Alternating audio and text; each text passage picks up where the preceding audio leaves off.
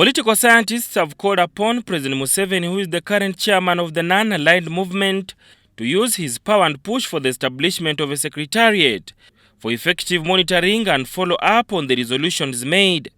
Dr. Paul Lakuma, the senior research fellow at Economic Policy Research Center, said that if NAM organization is to be effective, the establishment of a secretariat will play a critical role in following up the resolutions. One of the reasons the non-aligned movement has not achieved a lot of its objectives in the last 60 years is the lack of a framework or the lack of institutional arrangement to follow up on the agreements which are signed by the representative head of states and heads of government.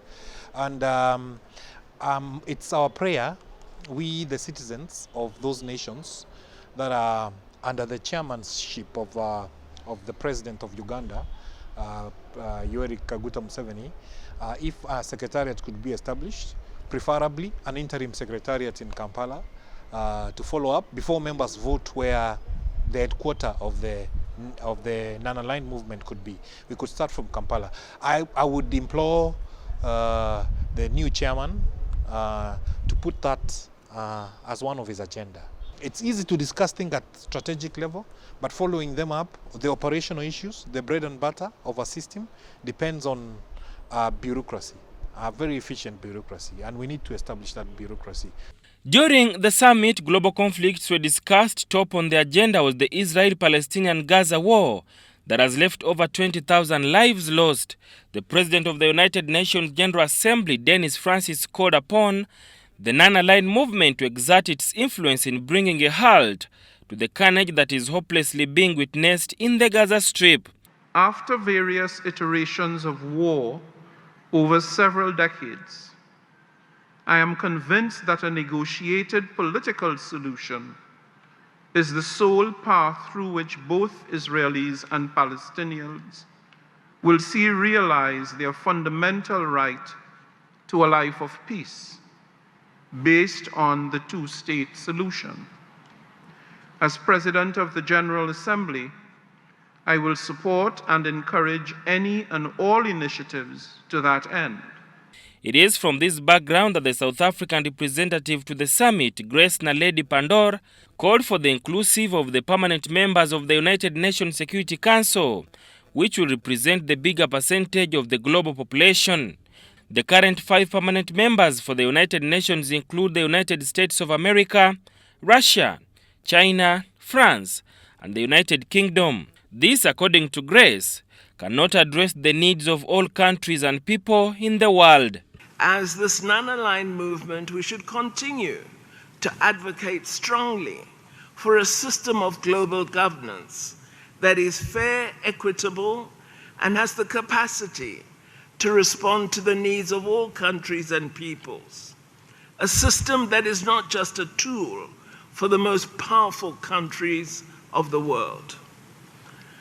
These reforms include our belief that the United Nations Security Council is in need of urgent reform. After all, it has the unique mandate for the maintenance of international peace and security, and is not of a form that is able to exercise that mandate. We believe the Security Council should be expanded with urgency to include countries from Africa, Asia, and Latin America as permanent members. Since 2005, Africa, through the African Union, has been pushing for the position of the permanent member of the United Nations Security Council, but this has not succeeded. Political analysts, however, say that this move will be difficult on account that it may challenge the powers and interests of the 5 permanent members. As you have to do, but once you get to the Security Council, the dynamics change, the whole dynamic change. We talk about the Security Council, but the decision made affect economies, economically, politically, and in quite a number of ways. So if they can push for something and we attain at least maybe 10 to maybe even 20%, 15% of what they are pushing for, that would be a move in the right direction. But the way I know how the current members, certain members that I can't mention one by one here, remain in charge, the likelihood that we'll achieve it wholesale is most likely not going to come through. The first global organization was the League of Nations, and it could not hold the world together. It collapsed, and then after the Second World War, we came to the United Nations. And then, of course, these countries positioned themselves as the top countries. But I can assure you, after over 75 years, things have changed.